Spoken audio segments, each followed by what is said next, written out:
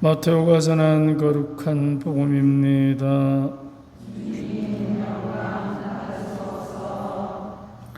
그때 예수님께서는 여러 가지 비유로 수석 사제들과 백성의 원로들에게 말씀하셨다.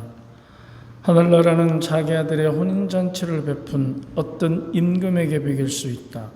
그는 종들을 보내어 혼인잔치에 초대받은 이들을 불러오게 하였다. 그러나 그들은 오려고 하지 않았다. 그래서 다시 다른 종들을 보내며 이렇게 일렀다.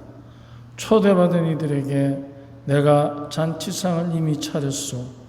황소와 살찐 짐승을 잡고 모든 준비를 마쳤으니 어서 혼인잔치에 오시오 하고 말하여라. 그러나 그들은 아랑곳하지 않고 어떤 자는 밭으로 가고 어떤 자는 장사하러 갔다. 그리고 나머지 사람들은 종들을 붙잡아 때리고 죽였다. 임금은 진노하였다. 그래서 군대를 보내어 그 살인자들을 없애고 그들의 고를 불살라 버렸다. 그러고 나서 종들에게 말하였다. 혼인잔치는 준비되었는데 초대받은 자들은 마땅하지 않구나. 그러니 골 오기로 가서 아무나 만나는 대로 잔치에 불러오너라. 그래서 그 종들은 거리에 나가 악한 사람, 선한 사람 할 것 없이 만나는 대로 데려왔다. 잔치방은 손님들로 가득 찼다. 임금이 손님들을 둘러보고 들어왔다가 혼인 예복을 입지 않은 사람 하나를 보고 친구여, 그대는 혼인 예복도 갖추지 않고 어떻게 여기 들어왔나 하고 물으니 그는 아무 말도 하지 못하였다. 그러자 임금이 하인들에게 말하였다. 이자의 손과 발을 묶어서 바깥 어둠 속으로 던져버려라. 거기에서 울며 이를 갈 것이다. 사실 부르심을 받은 이들은 많지만 선택된 이들은 적다. 주님의 말씀입니다.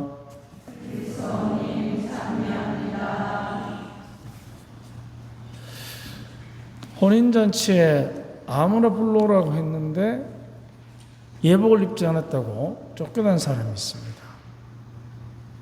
아마 좀 의아해 할 것입니다. 아무나 데려오라 해놓고 예복을 입지 않았다고 쫓아낸다. 근데 여기에 중요한 한 가지 우리가 자칫하면 잊어버리는 이야기의 흐름이 있습니다. 그게 뭐냐면 아무나 불러오라 한다고 해서 혼인잔치에 초대받는 것을 모르는 사람은 없습니다. 이게 핵심입니다. 아무나 불러오지만 초대받은 이들이 거부해서 그들은 오지 않았지만 그러나 아무나라고 해서 자기가 혼인잔치에 초대받는 줄 모르는 사람은 없다는 것입니다. 악한 사람이나 선한 사람이나.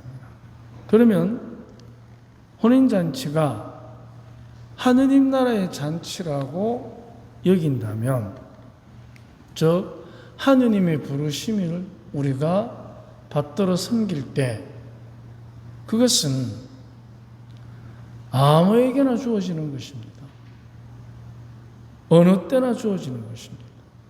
그래서 아무에게나 어느 때나 주어지는 것이기 때문에 그것은 항상 뭘 갖고 있느냐? 항상성을 갖고 있습니다. 항상성. 지금 여기에서. 그래서 그 원고를 보시면 우리 각자는 자기의 처지에 따라서 하느님의 부르심을 받습니다. 하느님의 부르심은 막연한 것이 아니라 지금 내가 처해 있는 구체적이고도 현실적인 상황 안에서 이루어집니다. 그래서 하느님의 부르심은 언제 어느 곳을 예약해 둔 것이 아닙니다. 바로 지금 여기에서 이루어집니다. 항상 주어지는 것입니다. 그렇다면 지금 여기에서 이루어지는 하느님의 부르심은 항상 주어지기 때문에 항상 같이 있는 형제들과 더불어 살아가는 공간 안에서 이루어집니다. 더불어 살아가는 사람들. 따라서 하느님의 자녀들은 형제들과 항상 더불어 살아갑니다.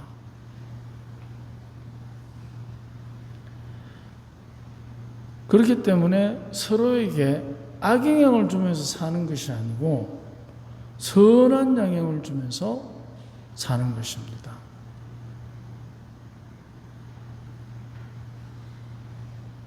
선한 영향이라는 것은 우리가 서로가 서로를 내가 내 마음대로 그 사람을 움직이려는 것이 아니라 오히려 거꾸로 그 사람이 원하는 대로 내가 뭔가를 해야 하는 바로 그 의미가 더 강한 것입니다. 그래서 내가 원하는 대로보다 형제가 원하는 대로 하려면 그게 따라오는 것이 바로 희생이라는 것입니다. 우리 각자의 희생입니다. 그런데 그 희생은 항상 겉으로 화려한 보상이 주어지는 것은 아닙니다. 그렇다고 해서 내가 하는 희생이 아무런 가치가 없다, 그렇게 말을 할 수는 없습니다. 왜냐하면 남을 위한 희생으로 가장 먼저 혜택을 받는 사람은 자신입니다. 우리 자신들이 희생을 통해서 넓은 마음을 수련하기 때문입니다. 마음이 넓은 사람과 마음이 좁은 사람의 차이를 보면 넓은 사람은 행복하는 순간 행복하는 느낌도 크고 깊어집니다. 하지만 마음이 좁으면 행복의 문도 작아집니다. 그렇기 때문에 마음이 좁은 사람은 행복해야 되는 조건이 까다롭고 많습니다. 그 문이 좁기 때문에. 하지만 마음이 넓은 사람은 행복의 조건이 넓고 깊기 때문에 무엇이든지 다 그 사람을 행복하게 할 수 있습니다. 남들이 볼 때는 하찮은 것이라도 아무것도 아닌 것처럼 느껴지는 순간에도 그 사람은 행복할 수 있습니다. 그래서 남을 위한 희생은 지금 여기서 나 자신을 하느님의 자녀답게 더욱 성장시킵니다. 우리가 하느님의 자녀로 성장된다면 이제 지금 여기를 죽음을 넘어선 영원한 행복의 나라로도 만들 수 있습니다. 왜냐하면 하느님의 자녀이기 때문에 아버지와 함께하기 때문에 지금 여기서 아버지와 함께하는 사람, 그 사람은 시간은 8월 24일 11시 16분을 살지만 그러나 그것을 넘어서서 영원하신 하느님의 정원 안에서 사는 것과 똑같아지는 것입니다. 그렇기 때문에 희생은 바로 우리가 지금 여기서 하느님을 만나는 정원이 되는 것입니다. 그런데 우리는 대부분 다른 사람을 위해서 희생하는 것을 꺼려합니다. 그런데 어차피 우리는 내 부모의 희생을 통해서 이 세상에 태어난 것입니다.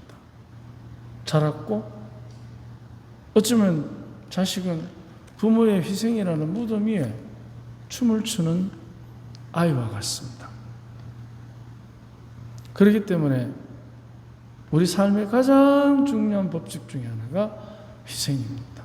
그것도 지금 여기서. 그것이 바로 지금 여기서 우리가 하는 작은 희생은 오늘 복음에 나오는 얘기처럼 천국이라는 그 영원한 혼인잔치에 들어갔을 때 예복이 됩니다. 그 예복을 입지 않은 사람은 쫓겨나는 것입니다. 우리는 항상 천국의 혼인잔치에 지금 여기서 초대받고 있기 때문에 언제나 어디서나 우리들의 희생이라는 예복을 꼭 차려 입어야 할 것입니다.